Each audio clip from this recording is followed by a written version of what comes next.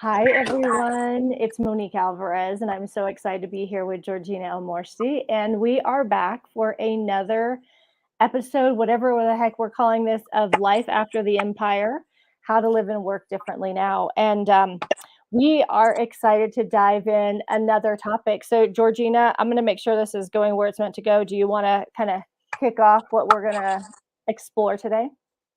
Sure. So the conversation we want to bring to the table today is how we measure our worth. And I think what's interesting about this conversation is on the surface, it's like, oh, well, there's a really easy, obvious answer. But what Monique and I want to do today is encourage you to dive deeper into actually how do you actually put a value on something, and how do you value yourself? What are the unconscious factors that are at play? How does the system influence how you value yourself and others? And then what we're hoping to do today is to spark some different thoughts so that you can begin to look at how you are judging value someone's worth, and then also let's explore how that then impacts how we show up as parents and what we're teaching and passing on to our children so that we can build something new. How does that sound? Absolutely. I wanted to get, for a frame of reference, kind of pull back the curtain and share what inspired this conversation and this topic. So I had sent Georgina a meme, and it basically said, before the US was, before all of the settlers and, the Europeans showed up, um, Native Americans, they had no jails, they had no criminals, they didn't use locks and keys, they had no thieves. Um, if someone needed something, they gave them that. If they didn't have a horse, they helped them get a horse. They gave them a horse, or they gave them a blankie or a teepee or whatever it was. Um, and they didn't put so much value on those things that they couldn't pass it on if someone needed it. Um, and because they didn't have money and they didn't live in that kind of exchange in society, it wasn't the thing they measured everyone by. So that sparked me. And then a very interesting thing happened. So many times people will come to me in my sleep. So their higher self, however you want, their spirit, their soul will come to me in my sleep. And this is how people come to me when they need assistance. But maybe in this realm, it's difficult to ask for assistance, or they don't know how to approach or to even say what they need. We've got to a place where it's sometimes so difficult to say, I need help. And so a few nights ago, someone came to me in my sleep and said, basically, that they needed support, that they were in trouble, that they had checked off all the boxes, and they were so extremely dissatisfied and unhappy. And yet it was so difficult to say that or to work through that because they've done all the things to be seen as important or valuable or successful, and yet it's not filled the hole that's within them. And so what do we do then? And so I thought, you know what? Why don't we talk about this? What if we looked at how we value what we go, oh, good job on, and what we don't, so that maybe we don't end up as adults in our 40s and 50s, and the only thing that we measure anything by is success, money in the bank, all of those things. So I was pondering, like thinking back over my childhood. I don't know how yours was, Georgina. So I was that straight A student. So did it feel good when the report card would come and my parents would give me, money for my A's or take me to do something fun because I got A's? Absolutely. But the other thing that it created? A lot of pressure, because I felt like I couldn't get anything other than an A. What if I don't get an A every time? What happens then? Right? And so as a kid, grades were a huge thing that I was measured by. Was there a main thing that you were measured by, Georgina? I'm looking in the mirror, Monique, because that's very similar to my experience as well. Yeah, I mean, I loved school. I was very academic. I really, really thrived on getting praise at school and getting praise for, being, let's say, intelligent, and that while on the one hand that was great, on the other hand it really, I found it very difficult to then understand who I was Mm, when I wasn't like the top of the class or the best in the room or the best at something. No, to the extent where if I wasn't very good at something, I took that really personally and found it really difficult to navigate those situations. And then I kind of began to feel that, oh, people only love me because I'm intelligent, and what about all these other aspects of me? And what if they find out I'm not intelligent as they think I am, and then blah blah blah blah blah. So that really, it led to a very challenge with a big challenge with self-love, which took decades to kind of crawl out from and overcome. So on the one hand, I've been so conscious of my children because I've been very conscious to not make school like the main focus. And my parents didn't make school the main focus for me. It's just, I think my parents weren't particularly academic. My parents are mm, smart, but in different ways. My dad is just an amazing entrepreneur, and he's incredibly good with his hands at making things, whereas I'm much more up here. Um, and so I think for my parents, it was, oh, we've got a smart daughter. This is cool. And I've been very conscious that I need my children to know that they're not what they do. I want them to be able to appreciate this much broader spectrum of who they are. Um, mm. that's one of the things I've been conscious of as a parent because of my Yeah. experience. Exactly. And I'd love to hear from those who are watching, like what was, one of the main ways that you were valued or you were praised as a kid. Same thing with me, Georgina. And it's so interesting because we've always homeschooled our kids. But when we moved to Colorado, my boys met some kids at the farmers market and they decided that they wanted to go to this private school that some of their friends were going to. And, they didn't know what a grade was. We had never done that. So when in our homeschool, we just basically have like, "Oh, yep, you got enough right to for us to feel like you understand the concept, or we're gonna revisit this, we're gonna work on it a little bit more." My boys had no idea what any of the grade system was because 'cause we've never used it. So they're about 2 weeks into school and they have a spelling test and my son comes home and he's devastated because the teacher told him that he did bad and he has this sheet that's all marked up red. Now Sam is incredibly smart, but he never had to perform that way because we never had that as part of our system. Mhm. And I could see what it did to him, and immediately I thought, "Oh, no, we cannot do this," Well, it turns out they only lasted 18 days. They figured out that they didn't wanna go to school, and they didn't wanna get up at 7 o'clock, and they didn't wanna jump through these hoops. But I'm the same way. It's like school is not the end all be all. Your grades, what you did on that in that one subject on that one test, like, in the grand scheme of things, it's really irrelevant, right? Like literally nobody cares that we got straight A's. Nobody cares if you had a 4.0. Nobody cares if you were top of your class. That isn't actually um, an indicator of anything I've noticed in adult life or in day to day. Some people did so well in school and that was their high point. Like it Yeah. didn't mean anything, right? Other people didn't do well at all and they found their joy, they found their passion, they found their purpose. So that's a big one. I was thinking about the other ones. Um, Not necessarily for me, but an observation of other kids in school. Like there were the kids that were like the star athletes, right? So that was what made the parents proud. Oh, they were the best football player, the best volleyball player, whatever it was. And then there was the whole popularity, like, Mhm. oh, my kid's popular, right? Yeah. My kid has a lot of friends.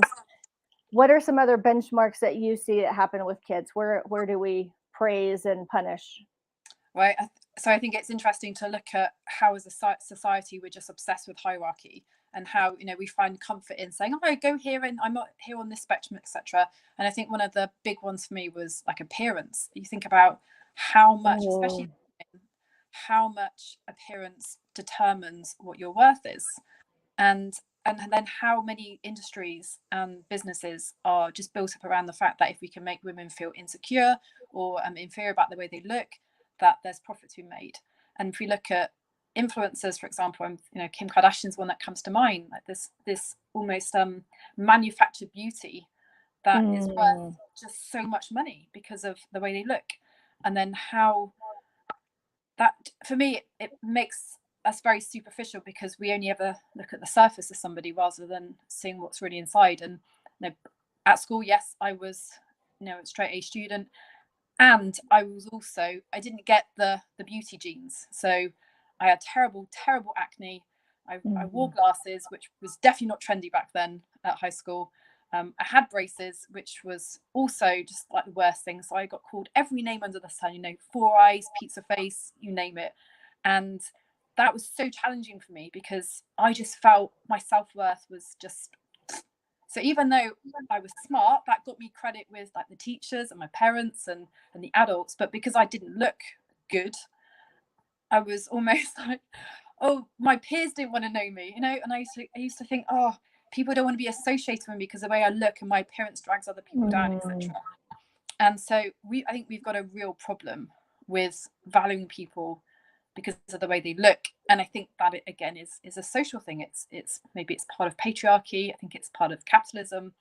And can you just imagine if we were able to Mm. not see people because of how they look, but see people because of who they are? And I think this is one of those places where we might say to ourselves, oh, I don't see people's appearance, but do you really? Or are you secretly judging, like, oh, I don't like what she's wearing, or her hair's not quite nice, oh, she's showing a bit of grey there, or oh, she's got a few too many wrinkles, etc. Like, I think if we can really start to listen to our internal dialogue and notice these places where we are being judgy about Mm. these different labels that society has said make us worthy or not, I think it'd be very revealing and maybe quite like, eek, there's work to do here. Yeah, absolutely. And the I love what was said here. Great perspective on how we value our worthiness and place value on our kids. One person said their value was always measured by being quiet and staying out of everyone's way. That is, yeah, I hear that, right? So that's like that. Sometimes that's like this the biggest thing. Like, get out of the way. Just don't make yourself quiet and don't bug anyone. Georgina, to offer the other end of that spectrum, um, I experienced the opposite, right? People who hated, "Oh, you think you're so perfect. Oh, isn't it must be nice. It must be nice to have got, dimples and this and that and be tall and yada yada and slender, right? Oh, it must be nice." So I got the same amount of hate and isolation for like whatever my parents gave me, right? And it's a very interesting thing because I find to this day that because of the journey I went on with grades and looks and all of these expectations and like, oh, you must be the best at everything you do because one time you were. That whole journey, like you said, of self acceptance, self love, releasing perfectionism, releasing being the overachiever all the time, people pleasing, right? Because it's so easy to see what does please people. It's so easy to see what gets you gold stars. And when you're smart, you're like, oh, well, then I'll just continue down that track, right? Yeah. Even to the extent like last night I did a post about this live and there was a typo in the banner and someone sent me, a message, and what people need to know is that I have to have typos in my work. I have to have typos on social media. I have to have typos in my emails, in my books because everyone already thinks I'm perfect. And everyone already believes that, oh, in order to be successful, you must be perfect. Oh, in order to get clients, you must be perfect. In order to be seen as professional, in order to be paid, you must be perfect. And I'm like, listen, we have to have those typos because none of that is actually true. And so sometimes I just have to let that be so that there's an actual example of no, that's not how it works, and that's not why it works. You know? Mhm. Okay, so tell me this. Do you have a benchmark? Like when you look at your kids and you're interacting with your kids, how do you know when your kids are doing good, and when do you know, "Oh, I need to have a little more time with them," or something's going sideways, or something that's said how do you measure it as a parent now? So that's such a great question, and I think what I'm conscious of trying to do with my children, I'm nowhere perfect. Okay, not at all. What I'm conscious of trying to do is encouraging my children to know for themselves. So, and I'm really conscious of not saying, oh, I'm really proud of you. And it's like, oh, you must be really proud of yourself, I say to them. And I want them to be able to know internally whether they've done a good job. Actually, my eldest daughter, she's a great example. So she's a singer-songwriter. Obviously, mother's bias, but she's amazing. I think she's amazing. The things she writes, the way she expresses herself is fantastic. And sometimes she'll come to me and ask for my opinion. And so I'll listen to what she's done and I say, oh, what do you think? And how do you feel about that? Because she knows. Like, the fact is, she does know. Um, and by encouraging her to trust herself and listen to that inner voice, I think that's the thing I didn't have. And I believe Mm, that's going to put her in better stead for the future, because we all know we are completely bombarded with other people's ideas left, right, and center. Like, we live in a post-fact era where everything's the truth, everything's a perspective. It's very difficult to know what's real and what's not real, and so we've got to cultivate that internal compass so that we know what is right for us. Because otherwise, we're just going to get blown around by whatever is the trend of the moment, rather than knowing for ourselves. So, of course, I my intention is to be supportive. My intention is to give good feedback, but I don't want her to rely on external validation, because I relied mhm. on external validation. And then the thing with external validation that's so destructive is because it's never, ever, ever, ever, ever enough. Because one person might say, Georgina, you're so great. You did such a great job. And I, thank you. And I, well, are you lying to me? Are you just saying that because you think you have to? Are you just saying that because you're nice? What if you're not telling me the truth? What if they don't think, what if they don't agree with you? Then where am I? So cultivating Yes. that internal worth, being able to self-validate yourself, I think are some of the most powerful things we can cultivate within for us, but also for our children. What do you think? I love that, and it's so funny, you say that. Actually, I just had this conversation with Derek. I was like, it dawned on me that I don't have a,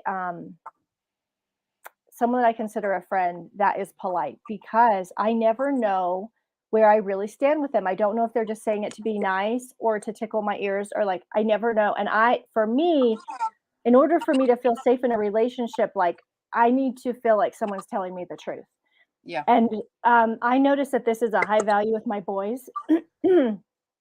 um, they want me to be real with them. They want me to be truthful with them. They want me to be straight with them. And so one of the things that I've noticed is, if I communicate with my boys every day, I definitely know what's really going on, because we have established this. I'll be straight with you, and you're going to be straight with me. Hmm. And also, because we've cultivated that, this regular dialogue, I can tell by looking at their face. So here's an example. Yesterday, I'm in the kitchen making lunch, and Sam comes in, and it's just written all over his face, something's wrong. And I said, baby, what's wrong? At first, I thought he didn't feel good, but it wasn't glassy eyes. It was like he was on the brink of tears. And he said, I'm not happy with my gingerbread house. Well, yesterday morning, they built their gingerbread houses, and they wanted to do them on their own. And I was all for it. They did an amazing job. We took pictures, we looked at all the details. But Sam wasn't happy with himself in what he did on that house. And so I listened. I did not say, no, it's good. I like it. I didn't do any of that, right? Hmm. Because I knew he needed to be heard, and he needed me to understand and accept and like really get his perspective. So, one of the things that I've also learned with my boys is to ask them a question instead of me like making a statement, is to ask them a question. And so I said, Sam, what would you like to do from here? How can I help you from here? Now, sometimes, most of the time, they'll tell me nothing. I just needed to say it, which is a huge lesson right there. This isn't Yeah. about fixing stuff for our kids, right? This isn't about always trying to make this happy ending and like Disney movie. But yesterday he said, I learned a lot of things building that first one by myself. Do you think I could try again maybe next week? Because I know how I would do it differently. I said, you got it. We can do that. We can do another one next week.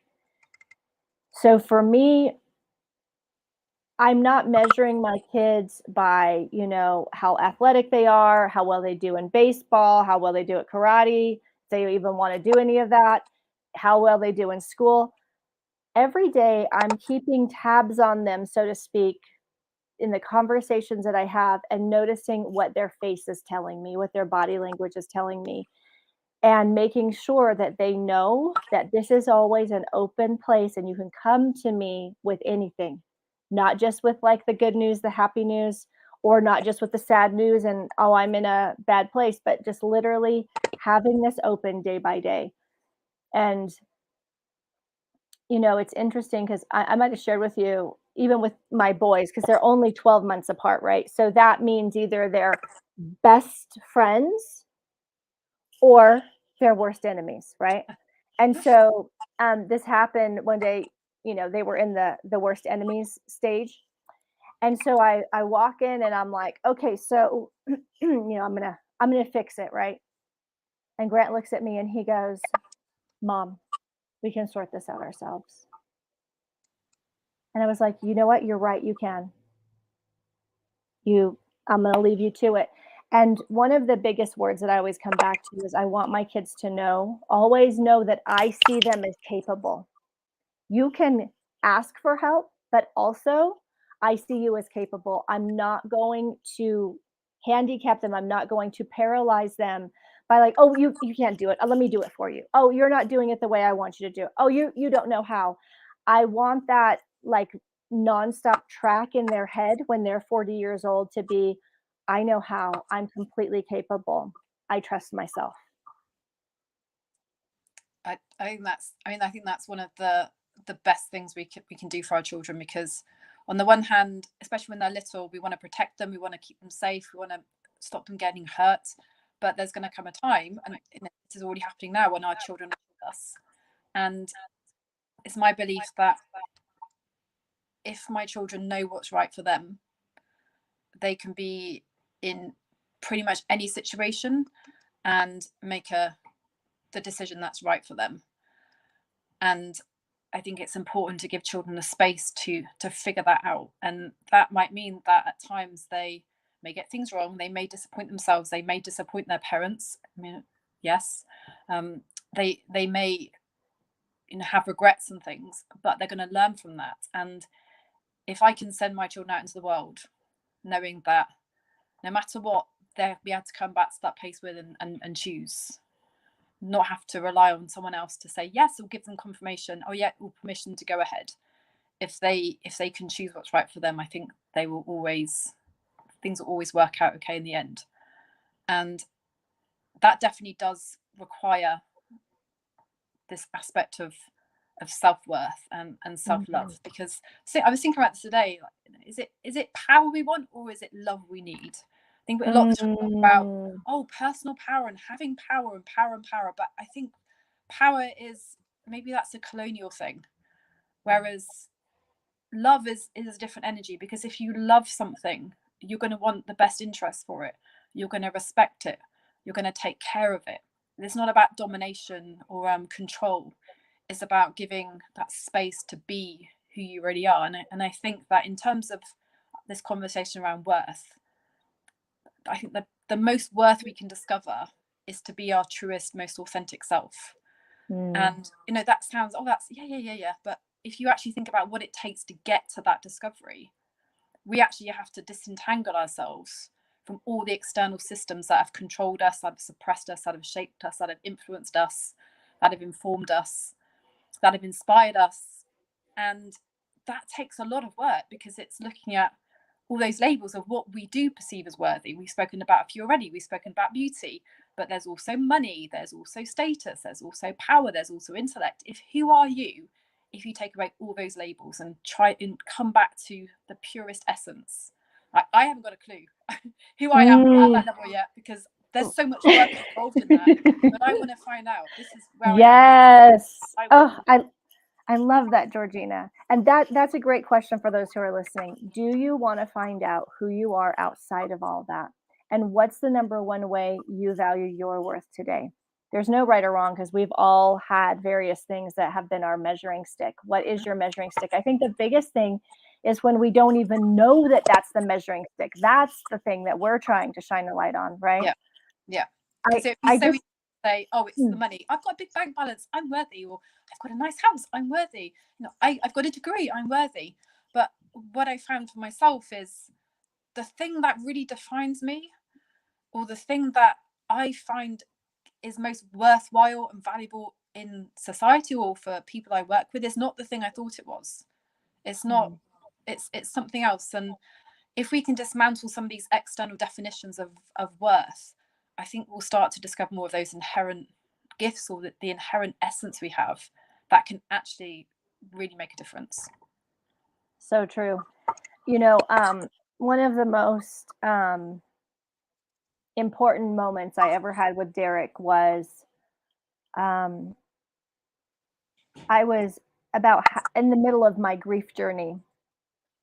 And one of the biggest things that I remember when I knew that I was going to be dealing with processing, burying a child, having two kids, little ones looking at me, and having a business. We had the highest number of clients we'd ever had when I went through that stillbirth.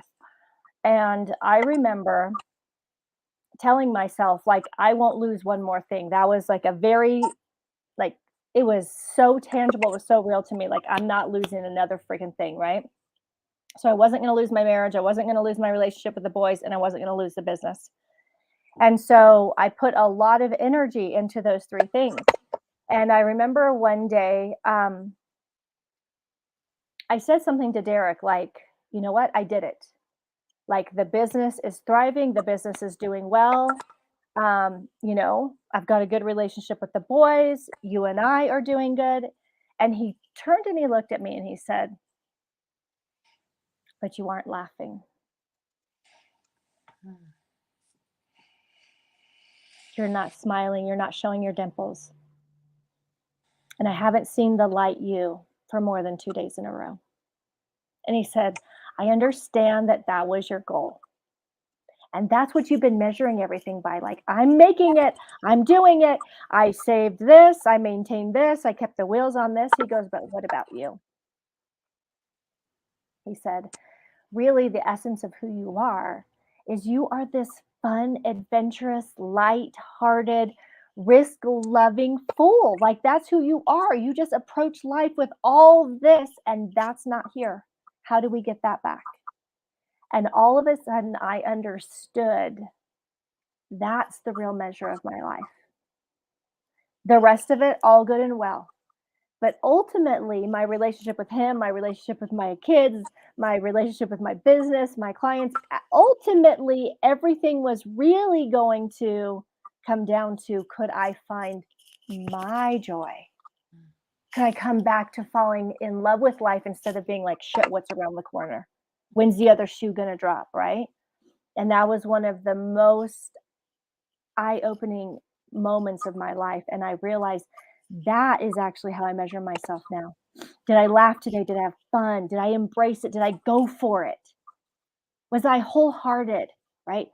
That's how I measure it. And And that's that such a powerful. That's such a powerful shift. It's beautiful. and what I love is that happens in dialogue, right? That happens in relationship. Hmm. And that that's what we need as human beings, right? Yeah, yeah. And what's interesting about that is that definition, that measuring stick, has got nothing to do with wealth. It's got nothing to do with power. It's got nothing to do with status. But those are the three things that we are continuing to uphold in our society because of the structures we live in. So, how do we start to dismantle some of these things so we can find that true essence within us? And this is such an interesting question to explore because Oh, you know because what let's be comes honest. Oh, you know what comes to me? I do feel like there's an invitation every day, right? There's mm, circumstances, there's conversations, there's things just like this conversation that will spark something that will cause us to question what has been rock solid for us, what has been like gospel truth, right? But I also feel like a big part of how all of this unravels is because of big life events. I have often said, like, I wouldn't wish what I experienced on anyone, and there is a but. There's a but, actually. But I would wish on everyone that I care about a major life event that squares us up in such a way that we cannot escape it, that we cannot come out of it or through it without knowing what actually matters and who am I really underneath all of this. Mhm, I would wish that on everyone. mhm, mhm. Totally agree. Yeah, and whatever it takes to embark on that quest. And I think you're right. I think for some people it does require a big life event. For other people it can be the right conversation at the right time. For other people it can be an intention. Because but it is that commitment and that decision to get curious and explore, like, why are we here now at this time, at this point in our collective history? Like, why did you really come here? And if you believe that you're a soul that's incarnated at this time, like, why did you choose now? And if you fast forward to the end of your life and you're contemplating, like, did I fulfill my mission? Did I do what I came here to do? You know, what you want to be looking back on, and how much of that is community and collaboration rather than accumulation and power and hoarding and status and stuff. Like, what actually are we here, what is the work we're here to do now? And I think it requires that micro exploration, so unpacking for ourselves who we are, but then that stretches out into our families and our communities and ultimately the collective. What are we here for? We've called this series After the Empire because I think we've got to be honest with ourselves. If we imagine we're at this crossroads of extinction or evolution, that is the crossroads we face, and that's what the scientists are telling us, really, then what is the real work? What are we here to do? What does it look like post empire? What can we do as individuals to be part of that transition, if that's what you believed you came here to do? And there's so much to unpack in that, because we're so integrated in this system that's been in place for hundreds of years, this capitalist system. We're so integrated in this. It's almost like it's the fish tank we're swimming in, and we're breathing in every day, but it's just so part of the background and what we're used to. We don't question it. But I think it is time to question it. And this question of worth is so important, because if the worst happened and you lost all your money tomorrow, or you lost your status tomorrow, you lost your power tomorrow, would your value, would your worth as a human change? Mm. And who decides that? Do you decide that? Do Mm. other people decide that? Because whether we like it or not, we are making decisions every day about who's worthy, like who's worthy of your help, who's worthy of your resources, which people are worthy of saving, which people are worthy of protecting, which values are worthy of protecting. And if you don't have those values, are you worthy as a human? There's some really complex stuff going on. And I think we need to start looking at this and looking at our role in sustaining the status quo, and exploring how we can dismantle it. And Mm. if we believe everybody is worthy just for being, if we really believe that, because that's what the spiritual message would have us believe, what do you do differently? How do you behave differently? Who do you support differently? It's very multifaceted and complex, but it's an interesting conversation to have. It is, and you know what feels like, um, at least one of the most important pillars of this conversation, or cornerstones, is that this, coming back to what we talked about earlier, is, can you completely love and accept yourself exactly the way you are right now? This, if we have that, if we can return to that, we have a lot. And also, if we move from that place, right? If we parent from that place, if I'm parenting from the place like I have complete self love and self acceptance, I'm a different kind of parent. Mhm. If I approach my business and my clients and I'm completely good with me, I'm whole right here, I will do things differently, right? If I go to the supermarket and engage with the lady who checks me out, if I pass the man who's on the corner, if I engage with my, in-laws, outlaws, ex-laws, wonderful, easy to get along family members, not so easy. Everything is different because I'm in that place, right? And so I think this is one of the biggest things, and I see this being the root cause of the greatest suffering of the people that I work with is this. Either they have got to the place where they completely love and accept themselves exactly the way they are right now, or they don't. You know, truly, I feel like that's one of the ways that we change the the way we measure worth. This is also how you make one of the greatest impacts across. What would happen if 51% of the population completely loved and accepted themselves exactly the way they are right now? Right. Well, things would transform overnight, right? Because the competition we feel with each other would just vanish. You wouldn't be doing things to look a certain way. You wouldn't be making decisions to prevent a certain thing happening. Think of all the arguments that wouldn't happen because you wouldn't have to protect your argument. You could just be. I think self-love. You're right. Self-love is, and we're not cultivated. Well, I don't think in my generation I necessarily grew up with on a diet of self-love. I think we were raised very externally, external validation, external measures of success, external curriculums. It wasn't until my early 20s when I had depression and had some counselling, which made me see that I can change the voice in my head. Like that was a revelation. Mm, I could not believe that that. that voice that was so demeaning and destructive and nasty to myself could be changed. I thought that's just and obviously self-love, then when you stretch that out, that love can flow to other places as well, Yes. which You would be know, it that's exactly what it is. And this is what I want to have as my final question, Georgina, and then I would love for you if you have a question or a journaling prompt for them.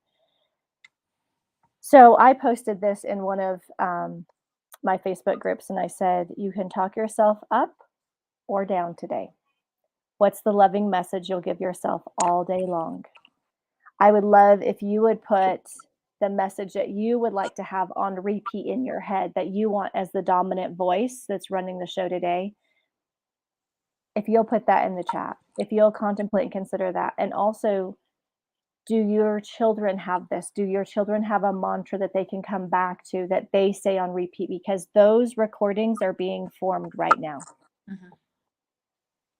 It's a great question. So I'll offer a question that is at the macro level, and my question would be, how do you assess someone's worth?